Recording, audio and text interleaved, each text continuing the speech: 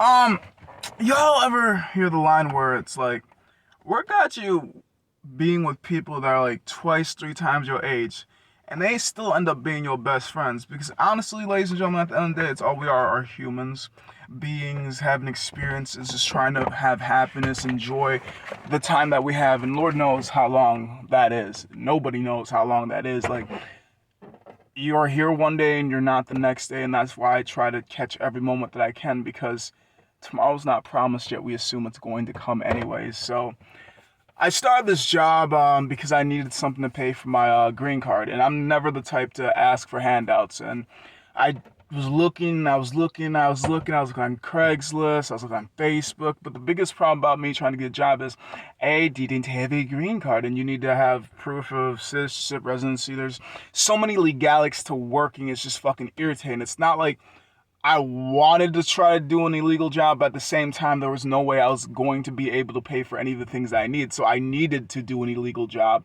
because that was the only way I could afford. Y'all understand? The world, you gotta do what you gotta do to get shit done. And people will cheer for you and applaud you. But at the same time, if they knew what you were doing to get the things done, they might yell at you, they might detach from you. But it's like, whoa, you were proud of me as long as you saw progress, but as soon as you saw what I had to do to get the progress, now you're upset at me. Wait, so what's it really? Are you mad at the way that I'm doing it, or are you mad at just me? Like, which one is it? So I figure out how to get out of the tight spots that I'm in, regardless if it's a legal way or an illegal way. But like I said, at the end of the day, you gotta do what you gotta do. And I didn't do anything that was hurting anybody. It's just Uncle Sam wasn't getting my money, as if he's not robbing just about everybody. I needed the money. Uncle Sam, what the fuck you need it for? So I started working this asphalt and seal coating job, and the first summer, it wasn't too bad. Like, it was a lot of getting used to it. Like, I wasn't used to the manual labor. I wasn't used to getting up like 6 o'clock. I should be because of school, but like, I wasn't used to being up like 6, 7 o'clock, going to work to like 5, 6 o'clock, 7 o'clock in the afternoon. But like, once my body got used to it, it just became like, okay, it's Monday. Oh shit, it's Saturday. It's Monday. Oh shit, it's 2 weeks from now. Because I didn't even always have a set day off. I would fucking work 2, 3, 4, 5 weeks straight. It didn't really matter. That's doing what you need to do to get the shit done type of life. That's the type of life that I live, and I don't care what nobody says. I have scars lining from my toes to my head of shit that I had to do, and some shit that I just wanted to do. Just because you can ask for help, it doesn't mean it's coming. I am the help that I need, just like you are the help that you need. Have you realized it yet? So it wasn't until about the second year I actually met what is now, I would still consider, one of my favorite people till this day. Sadly, today was his last day due to health issues, but he is by far one of the favorite people I've ever met off work, and it's just like, how am I at, how old was I when I started that? I was about 18, so it was 19 for my second year.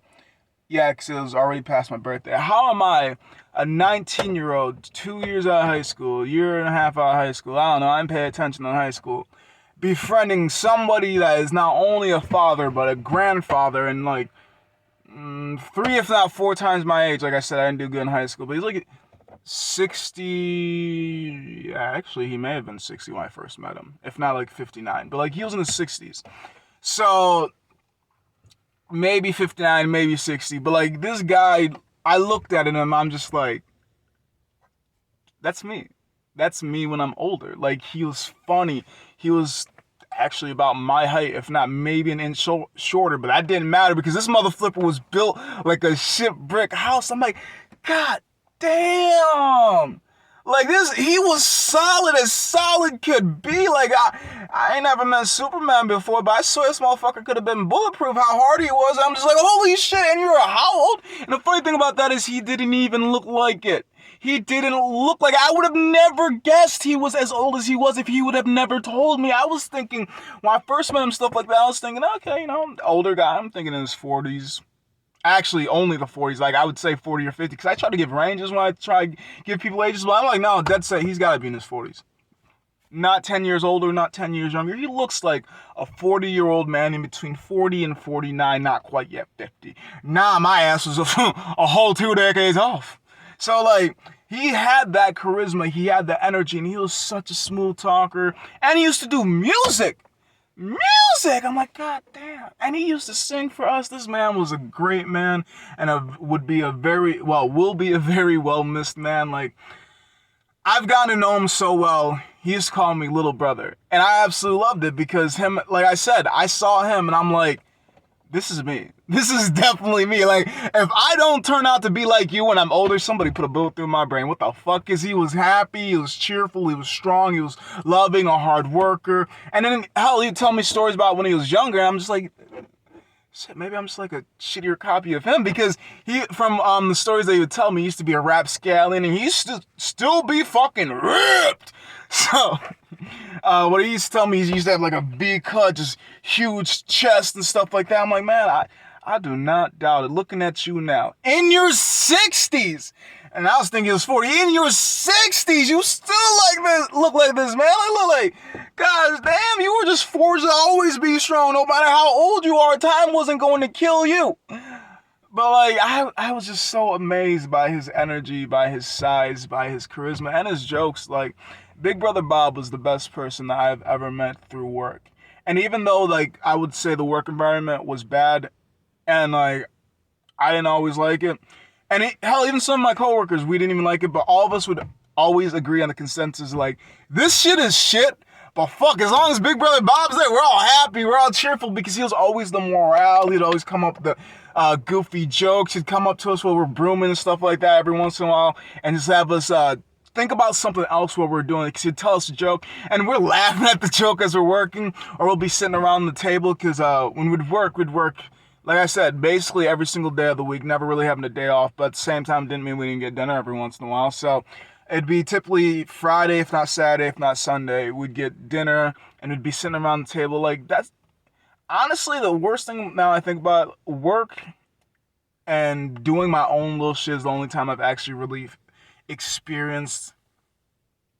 No, I've experienced family dinners a little bit when I was younger, but like, not really. I remember sitting in a wooden chair, and that's not back to the point. But like, when we were always sitting around the tables, he'd always crack jokes. He was always happy. He was always cheerful. And I know I seem like I'm repeating myself, but that's because it's all I can ever think about when I think of Big Brother Bob. He was a big guy, very nice, very gentle, probably would have given you his shirt off his back, the keys to his truck if you were truly a good person. Like, he always loved to help. He was always nice. And he was always joyful, and that's why I always loved to be around him, and that's why he's going to be a very missed person. Like, people like that aren't people that you see ever. There's so much scum, there's so much trash, there's so much this, and there's so much that in the world. Every time I meet a generally nice person, a generally good person, a generally honest person, I'm always like, there's that little light. There's that little hope that even my little bit of kindness, even my little bit of kindness can still continue to shine because other people still have a kind heart and a kind mind. Even if others want to exploit us for being who we are, it's not going to necessarily change us. It's just going to change our view of you and our time with you. We're still going to be nice, but who are you? Big Brother Bob, you're going to be duly missed. By me, duly missed. You're going to be very missed. By me, by all of our coworkers, by your whole entire family. I do hope where you're at, you're up there and you're laughing.